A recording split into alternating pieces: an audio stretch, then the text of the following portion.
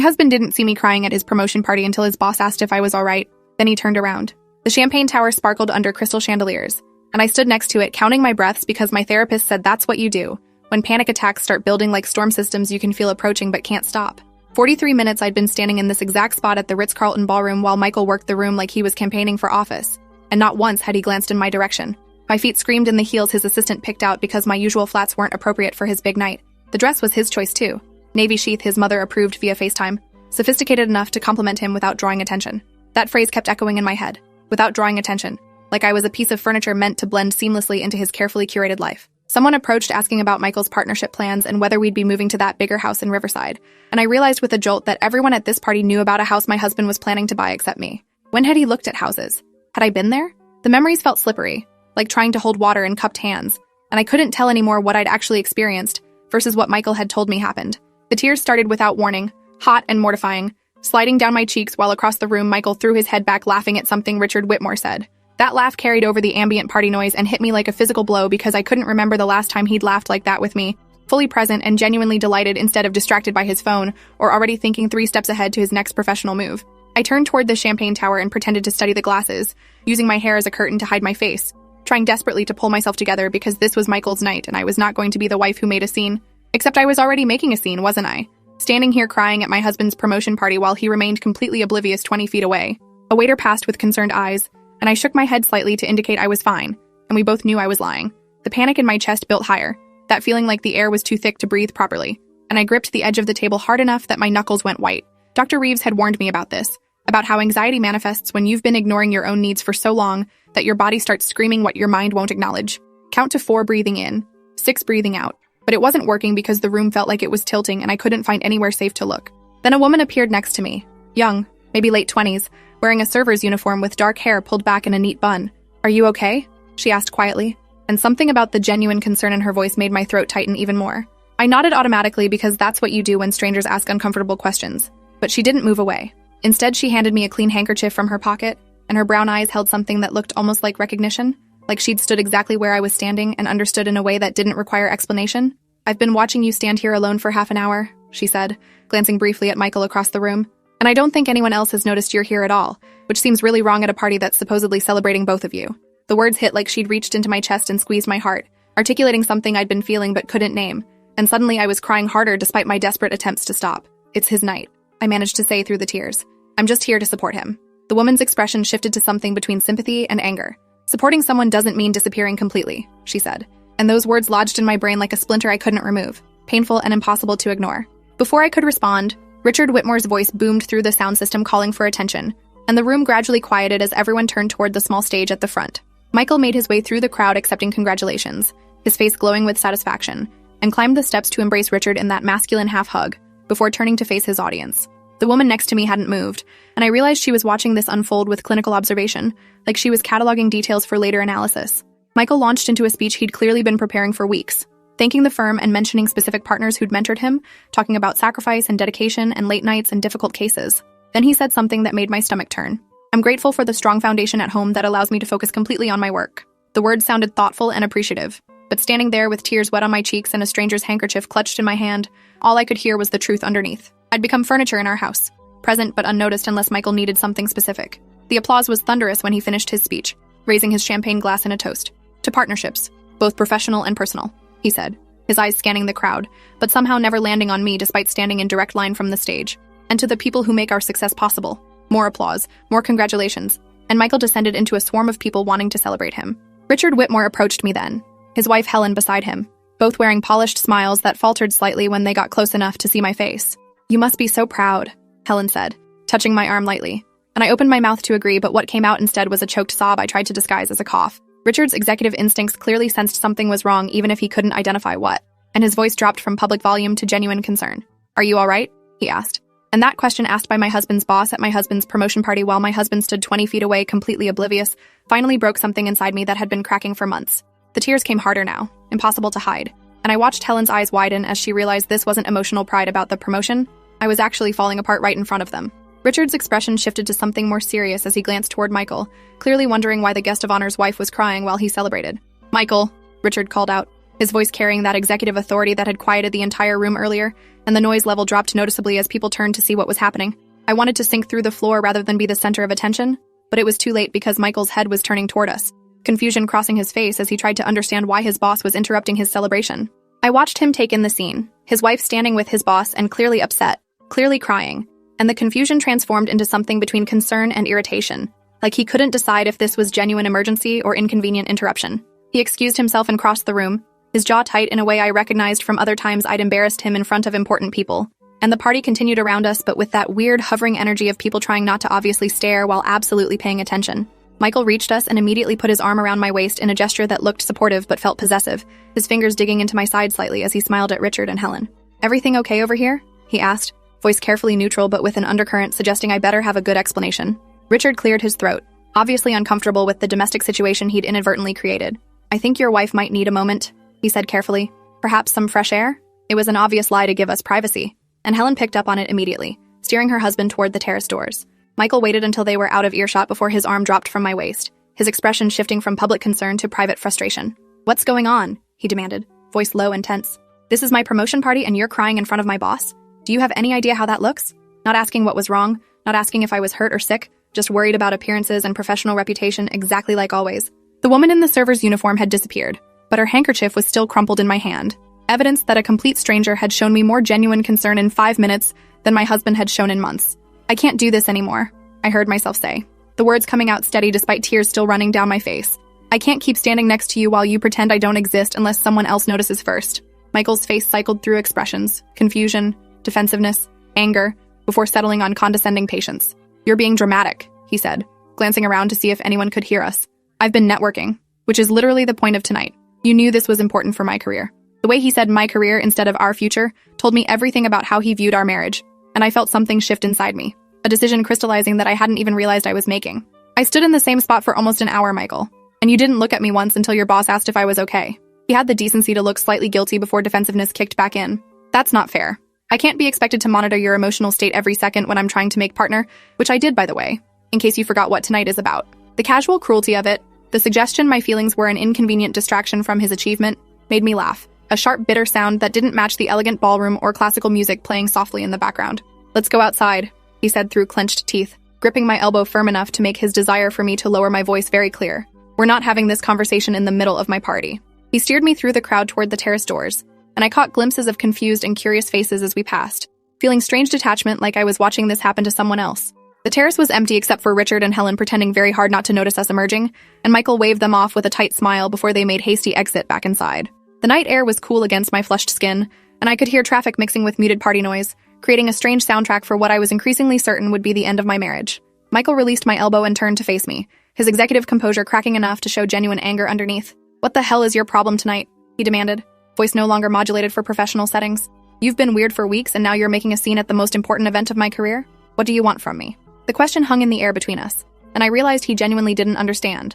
His confusion wasn't manipulation. He honestly had no idea what I needed because he'd never thought to ask. "I want you to see me," I said simply, my voice steady now that we were away from audience inside. "I want you to notice when I'm struggling without someone else pointing it out first. I want to matter to you as much as your career does." Michael ran his hand through his hair, gesture I recognized from 1,000 arguments where he couldn't understand why I was upset about something perfectly reasonable to him.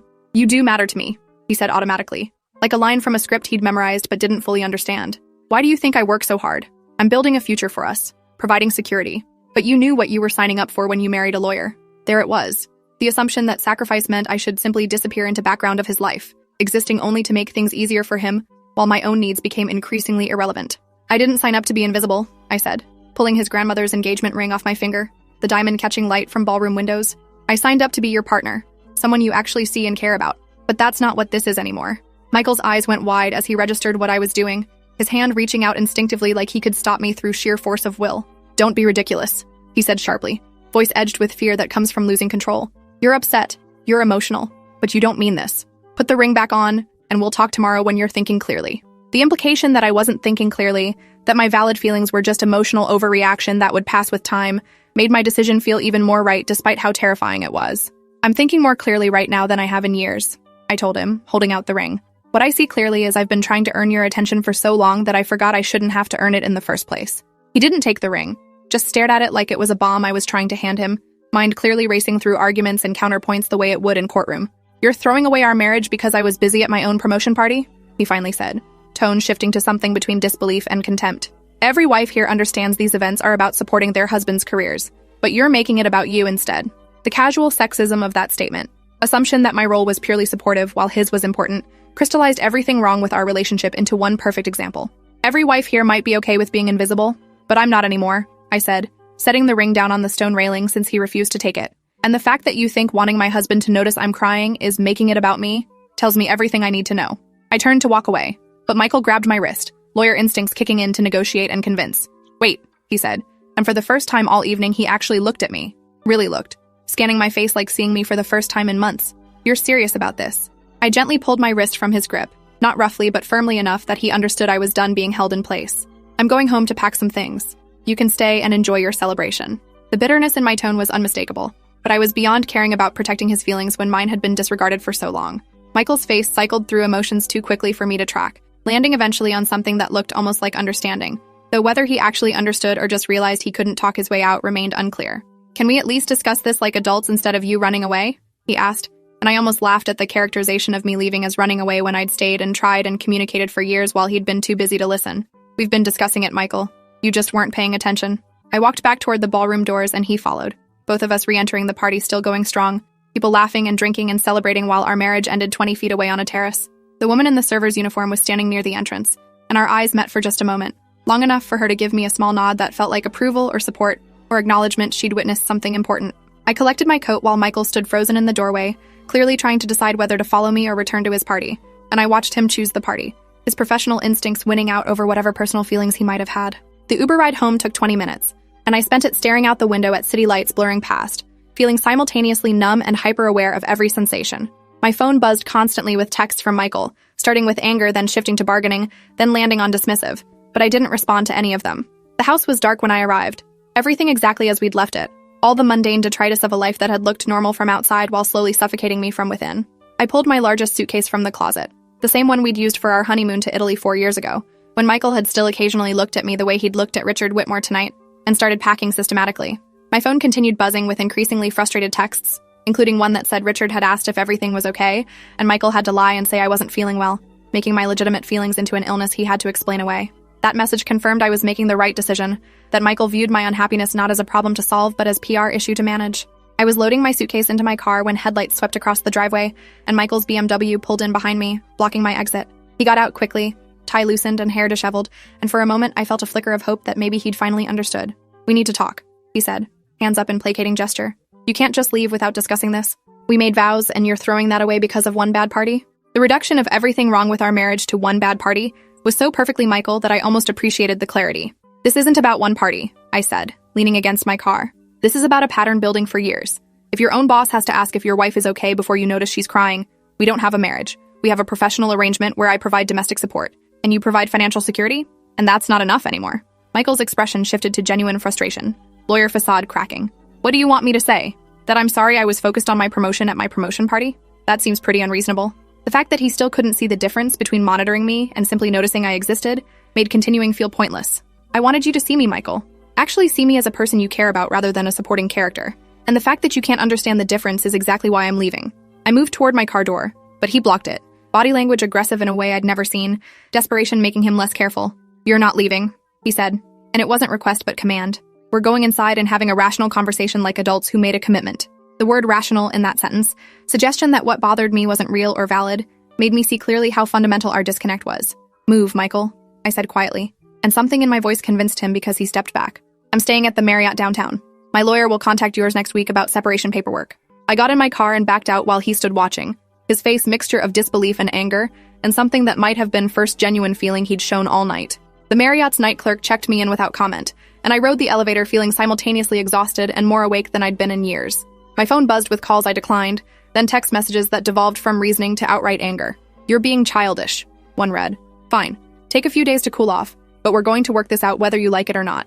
The presumption that I would eventually come around showed how completely he'd misunderstood not just tonight but our entire relationship. I blocked his number and called my best friend Avery, who answered despite it being almost midnight. "I left Michael," I said without preamble, and heard her sharp intake of breath followed by silence that stretched long enough to worry me. But then she said, "Thank God, I've been waiting for you to do that for 2 years." and I started crying again, but this time from relief. Avery showed up at my hotel room 30 minutes later with wine and tissues and righteous anger, letting herself in with the spare key I'd arranged. "Tell me everything," she demanded, and I did, the whole story spilling out while she listened with progressively more outraged expression. When I finished, she pulled out her phone and started scrolling through old texts, showing me messages she'd sent our mutual friend analyzing incidents I'd dismissed, but she'd recognized as patterns of emotional neglect. "Remember your birthday last year when he forgot until his assistant reminded him? Or the health scare when he missed your doctor appointment for a deposition? Or every holiday when he's been on his phone the entire time?" Each example brought back memories I'd filed under not ideal, but understandable, and seeing them together made the pattern impossible to deny. "Why didn't you say something?" I asked, feeling gratitude and frustration. Avery squeezed my hand. "I tried multiple times, but you weren't ready to hear it. I've watched enough friends and bad relationships to know you can't force someone to leave before they're ready. You can only be there when they finally are." She was right, I realized. All those times she'd made subtle comments about Michael's priorities, I'd brushed them off, too invested in maintaining the illusion. We made a plan: lawyer recommendations, financial advisors, therapists, places I could stay long-term. "First thing tomorrow, you're calling Diana Sherman, best divorce attorney in the city, specializes in cases where one spouse is a lawyer trying to manipulate the process." We stayed up until 3 making plans and occasionally crying, recognizing that while necessary, this was still the end of something I'd believed would last forever. Sleep came eventually, and I woke around 10 to sunlight and disorientation before events came flooding back. My phone had 37 missed calls and too many texts from Michael, his mother, his sister, several colleagues enlisted in the campaign to convince me to come home. I ignored them all and called Diana Sherman's office, somehow getting consultation that afternoon at 3. The meeting happened in corner office with city view and walls covered in diplomas. Diana listened without interruption, occasionally making notes, and when I finished, she leaned back and said something unexpected. "I know Michael Harrington professionally. He's excellent, which means this will be difficult because he'll use every tool to maintain control. But it also means he'll be overconfident and make mistakes because lawyers are terrible at recognizing when they need counsel rather than representing their own interests." She outlined aggressive but fair strategy, focusing on equitable asset division and protecting me from his inevitable attempts to frame divorce as my fault. "The promotion party incident actually works in your favor. Multiple witnesses saw you in distress, saw his boss intervene, saw him prioritize the party over your well-being. His own boss will likely be sympathetic if this gets contentious, which it probably will." We spent 2 hours on finances and documentation, and I left feeling terrified and empowered. Michael's texts became increasingly desperate over the next days, cycling through anger, bargaining, victim playing, and threats. "You're destroying my professional reputation," one read. "My mother is devastated. You're abandoning all of us over nothing," said another. Diana advised not responding, just documenting everything, letting Michael's unhinged messages build a case for his true character. The divorce papers were served at his office, choice Diana made specifically because his professional pride would be wounded by colleagues knowing his personal life was falling apart. His response was immediate and vindictive. Counterpetition claiming I'd abandoned the marriage without cause and seeking full credit for all assets since he was primary earner. Diana had anticipated this with counter-documentation ready, detailed records of emotional neglect and financial control painting picture of marriage failing long before the party. The legal battle stretched across months, and there were times I questioned whether leaving had been worth the cost. But then I'd remember standing in that ballroom crying while Michael laughed across the room, completely unaware and unconcerned, and I'd know I'd made the right choice. The woman from the party somehow found my contact through social media. "I don't know if you remember me, but I wanted you to know I'm proud of you for leaving. I watched my mother stay in a marriage like yours for 30 years and she lost herself completely. You were brave enough to choose yourself." The settlement took 8 months, longer than projected because Michael fought every point out of spite. In the end, I got half of what we'd accumulated, less than I deserved but more than Michael wanted, so Diana called it a win. Walking out of courthouse after final hearing, I felt lighter than I had in years, like I'd been carrying Michael's expectations and finally set them down. A year after the promotion party, I ran into Richard Whitmore at a coffee shop and he recognized me immediately. "I owe you an apology," he said. "That night at Michael's party, I should have done more than just ask if you were all right."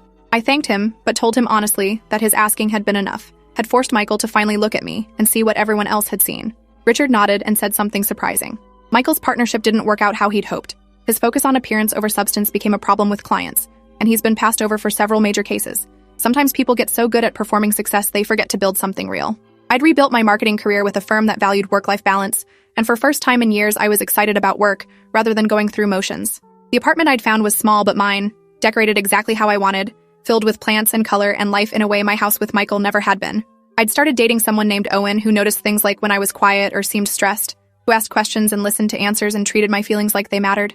The contrast between Owen's attentiveness and Michael's obliviousness sometimes made me cry, not from sadness but relief that I'd finally found what healthy relationship looked like. 2 years after the promotion party, I got a message from the server from the Ritz.